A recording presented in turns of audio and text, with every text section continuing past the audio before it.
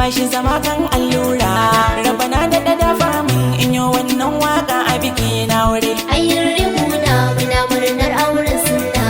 Ka isa shanawa na harira lallai kunna ce a aure. Isa shanawa ka buɗe duk kunnayenka. Ni sultanin waka shawara ta zan baka. Ai harira tana son ka ni shaida ne ba shakka. Kai ma fa kana son ta to yau ta zama matarka.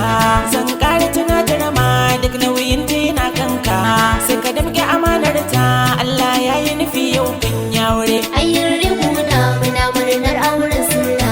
Ka isa shanawa na harira lallai kunna ce a aure. Yanzu na juyo gunki harira mai kyan tarbiyya.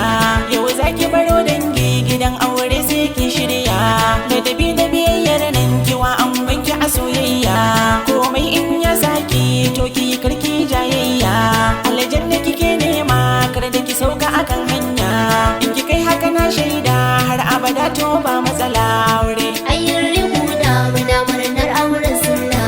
Ka isa shanawa na harira lallai kunna ce a aure. Yau isa shanawa da harira lallai kun dace.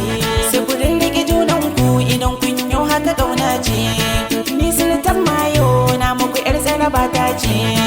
Isa shanawa yana da halin kirki. A mawaƙan yanki na isa shi na yi wa maki. Ya san darajar jama'a baya fushi a zama to ya yi kire. Ayin ribu na muna murnar auren sunna. Ka isa shanawa na harira lallai kunna ce a aure. Auren sunna kun yi shi mun murna. Ku dan zauna sai ku kankame juna. Isa ango na harira mun auna. Mu fatan mu Allah ya bar ƙauna. Magautan